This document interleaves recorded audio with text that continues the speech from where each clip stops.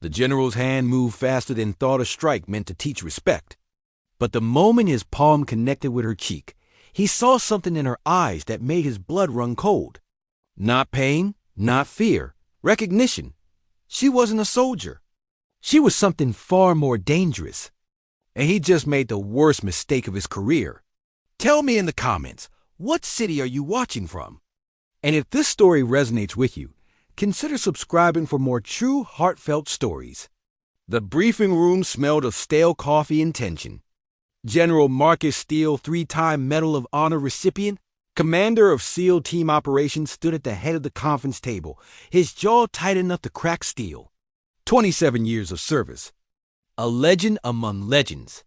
And now, staring at the recruitment file in front of him, he felt something he hadn't felt in decades. Disrespect. Private Elena Torres. Age 24. Transfer from Army Logistics. No combat experience. No special operations background. Just another Pentagon diversity push, he thought. Another politician's checkbox landing in his elite unit. She stood at attention by the door. 5'6". Slim build. Hair pulled back in a regulation bun.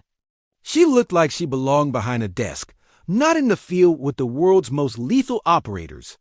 You think you can keep up with my men, Private? His voice could strip paint. Double quotes. Yes, sir. Her tone was flat, emotionless. Eyes forward. The training yard was unforgiving 110 degrees, sun beating down like a hammer. General Steele watched Torres through the first day of Hell Week protocols.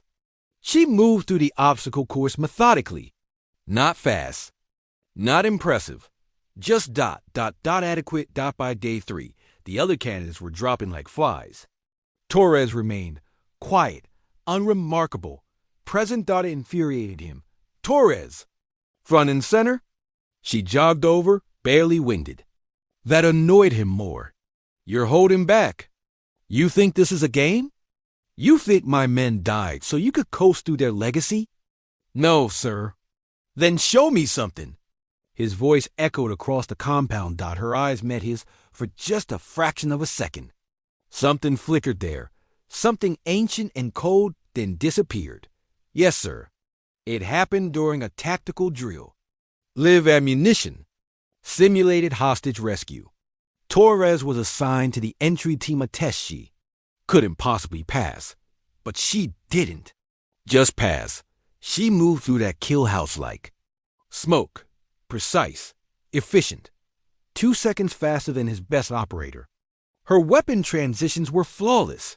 Her room clearing technique was something he'd never seen in any manual. When the drill ended, General Steele was waiting at the exit, fury radiating from him like heat. Where did you learn that?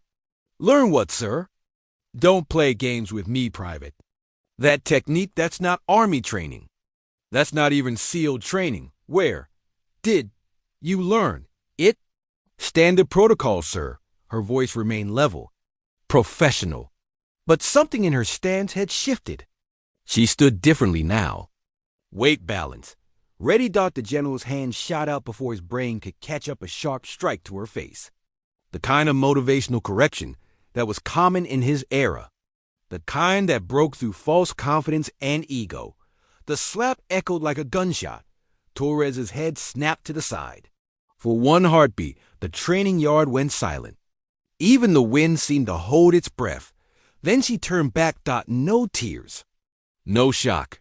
Just those eyes now fully unveiled, stripped of their careful disguise. Cold, calculating, professional. The eyes of a killer.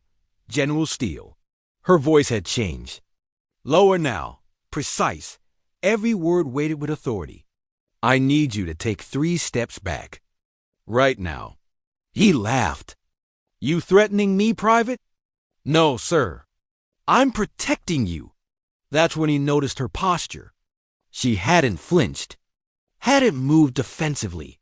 She had absorbed the strike, rolled with it, used the momentum to shift into a stance he'd only seen once before in classified briefings about enemy operatives. His blood went cold. Who the hell are you? She reached slowly into her uniform pocket, pulled out a second ID card. Not Army, not Pentagon. The clearance level made his stomach drop. Captain Elena Torres, Special Activities Division. I'm not here for SEAL training, General. I'm here because someone in your unit is selling classified intelligence to a hostile nation. I've been undercover for 6 weeks. The world tilted. That technique you saw? She continued, her voice now carrying the weight of someone used to command. That's from 2 years embedded with Russian Spetsnaz. Before that, 3 years with Chinese MSS counterintelligence. Before that, well, my file's about 90% redacted. General Steele's mind raced. The transfers. The mediocre performance. The careful invisibility. Every move calculated to blend in, to watch, to wait. The leak? His voice was barely a whisper. Your executive officer, Commander Rains. He's been passing satellite imagery to a broker in Dubai. I needed to confirm his contact protocol. Tonight, 2,300 hours, he'll make his final transmission. The general felt 27 years of certainty crumbling. Why not just arrest him? Because he's not the asset. He's the middleman. We arrest him now. We lose the entire network. She paused. Sir, I need to know, are you going to be a problem? Because that strike you just delivered?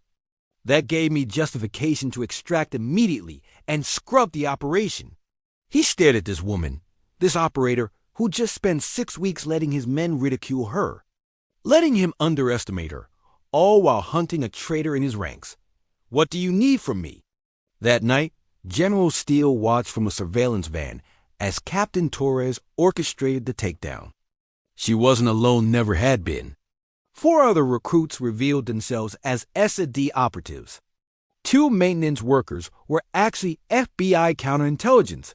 Commander Rains walked into a trap so perfectly constructed he never saw it coming.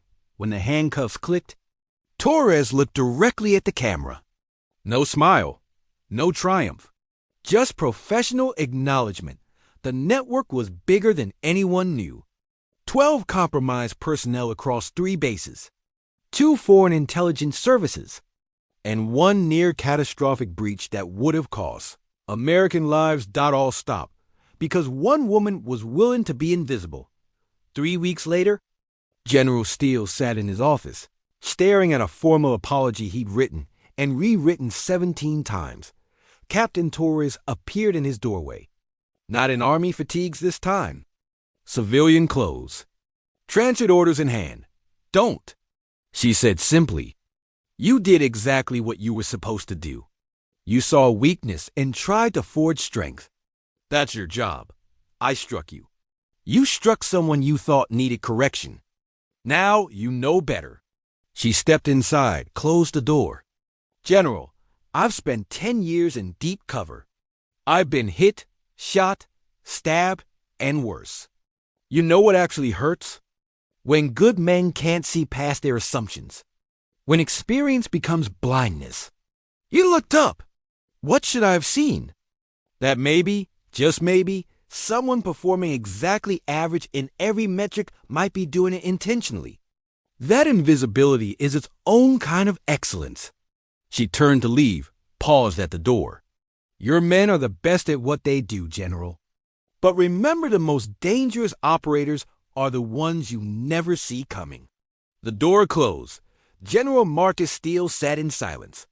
A 3-time Medal of Honor recipient, a legend among legends. Finally understanding the hardest lesson of his career, true strength doesn't always announce itself. Sometimes it whispers. Sometimes it waits. Sometimes it wears the face of the underestimated, watching, calculating, ready to strike when the moment demands dot. And sometimes, the greatest warriors are the ones we never recognize as warriors at all. Thanks for watching till the end. If this story touched you, give it a like, share your thoughts in the comments, and hit subscribe for more real stories.